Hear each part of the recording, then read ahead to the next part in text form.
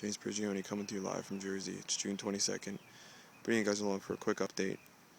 Show you how things are doing, the progression of the food forest garden, permaculture garden, whatever you want to call it. Things have done well. I haven't done any maintenance out here for the past week. I just haven't had the time. The only thing I really came out to do was maybe once or twice came and I dressed up the vine. I just tied the grapevine to help trellis it along to the right area down that stick, as you can see. So that's really the only maintenance I've done.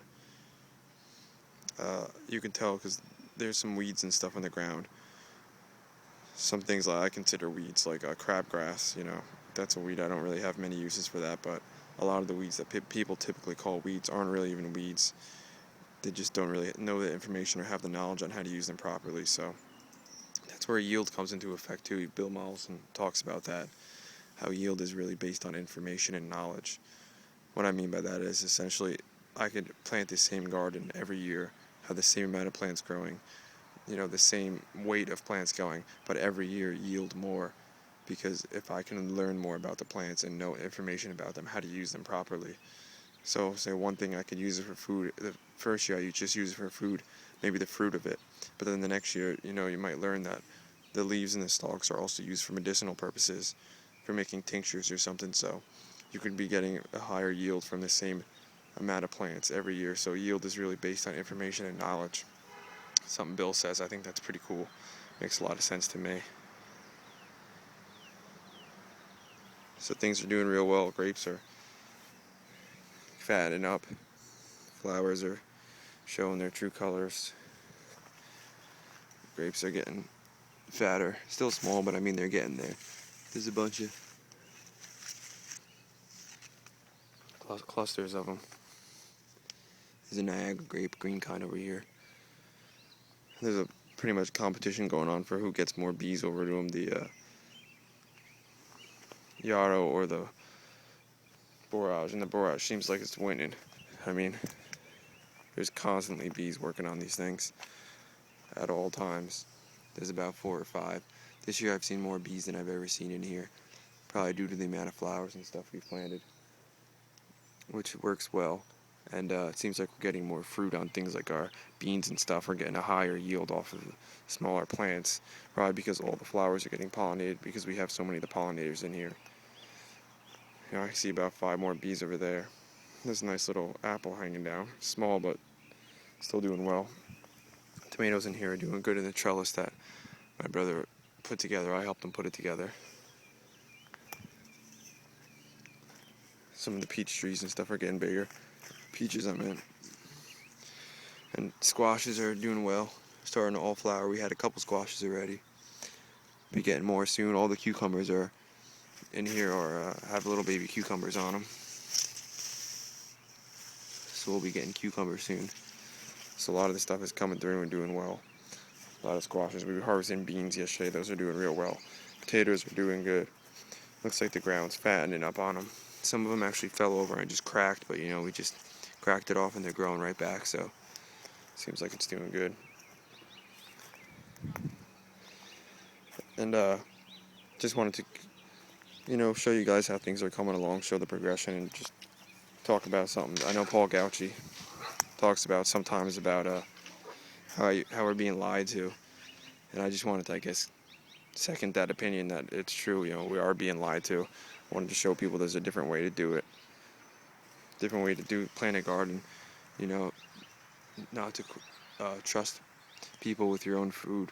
To take some responsibility for the things you're eating and the things you're growing. If you have the space, this is the way to do it.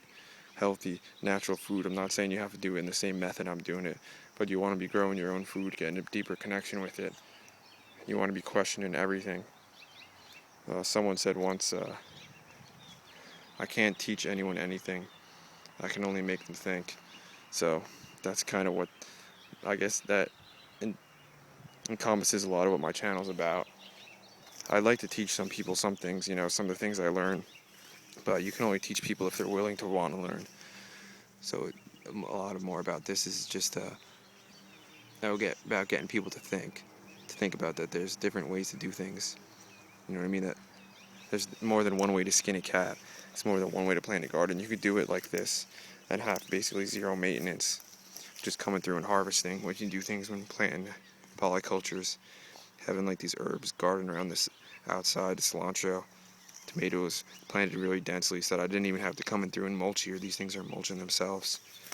I won't even have to come in here really and cut out suckers either, because there's a little space, so they're just shooting up the one shoot, going straight up and planting and producing the tomatoes on that, not suckering out in all different directions. So you can see there's a little space in here, but that'll fill up with the leaves and everything, so I won't even have to mulch over there. Same thing on the hugel mound.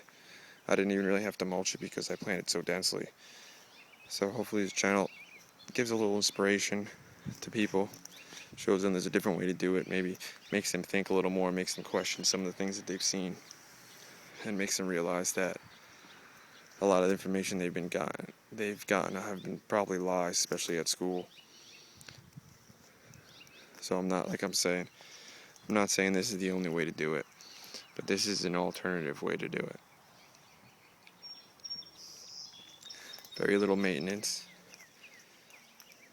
decent yields, and it's nice to be out here. Even if you weren't eating the food, it's just nice to see this stuff, you know. It's like therapeutic, I guess. But it's also great because I'm always out here grabbing food everywhere.